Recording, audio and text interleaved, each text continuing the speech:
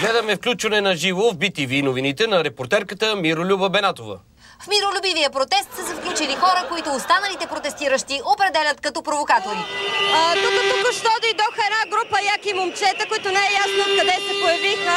Откъде дойдоха и защо? Трябва и да не е изпратил някой. Защо се криете? Казват, че сте провокатори. Защото имам право. Хората казват, че сте провокатори. Кой иска да национално движение свобода? Кажете. Кажете, какво ви води тук? Наистина са съмнителни, Мария. Някак не се вписват в общата картинка. В крайна сметка, след като хората ги освиркаха и камерите се обърнаха към тях, яките момчета се измъкнаха.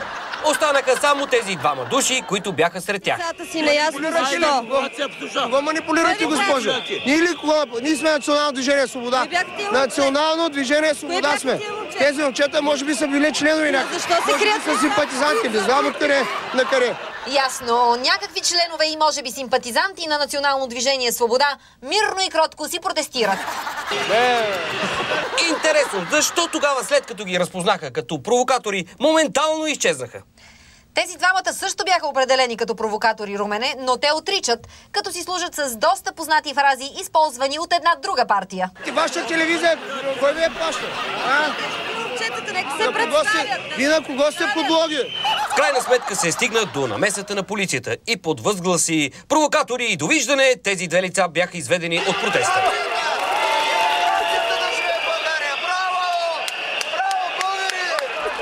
И докато протестиращите аплодираха работата на полицията в този случай, на другия ден от TV7 потърсиха сметка за действията й и дадоха думата на посочените от гражданите провокатори. Ето ги лицата на Национално движение свобода, на които само TV7 дадоха думата, за да опитат да се оправдаят.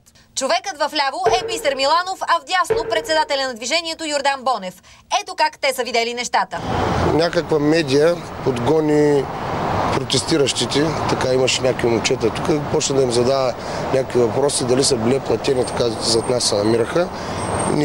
Ние казахме, може ли да наснимате нас, тъй като нас не излъчват доста често. Искали сте медийно внимание? Искахме медийно внимание. Честито, господа! Сега имате пълно медийно внимание. Само доколкото виждам, само вашата медия излъчва какво се случва в тази държава.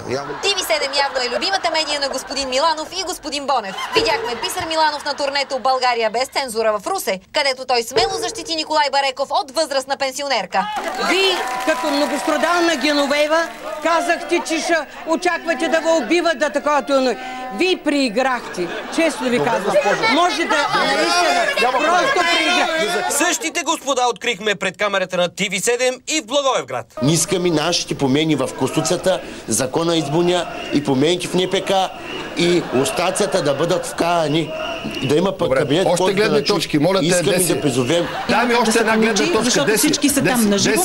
Давам още една гледна точка, нямаме време за това, после ще предаваме митинга. Още една гледна точка от Национално движение свобода. Тази друга гледна точка май си е същата гледна точка. Аз само не мога да разбера. Национално движение свобода с екипите на TV7 ли пътуват или просто им съвпадат интересите по места? Не знам, Румене, но същите хора бяха на финалните дебати България избира без цензура и в София. Дори на последния ред, но с познатото вече рае. Рамо до рамо. С погледи вперени в Николай Бареков. Може би го пазят от нападки, Румене. Тук, виж, отново се появил някой платен недоброжелател. Вие прииграхте. Честно ви казвам. Може да просто прииграхте. Или пък упражняват граждански контрол, Мария. Преди дни ги видяхме и на срещата на премиера Орешарски с представители на протестиращите в новините на Нова. Доста преди да бъде изведен от полицията на сегашните протести, председателя на Национално движение свобода Йордан Бонев се представяше по друг начин. Ето как той се опита да се вмъкне сред протестиращите в Русе още през месец февруари тази година. Здравейте, казвам се Йордан Бонев и съм един от съставителите на Народно движение Баста. Сега пак Баста. Какво стана с Национално движение свобода? Колкото повече, толкова повече, Мария. Важното е движение да има. Още тогава хората наоколо заподозряха нещо нередно в подбудите на господин Бонев.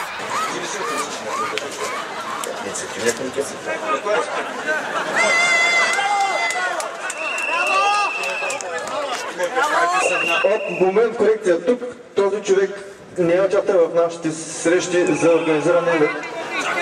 Чакайте малко. Те са легитимни. Той си са легитимни в Сливен, да знаете. Казвам ви го с чисто сърце. Тези колони са легитимни.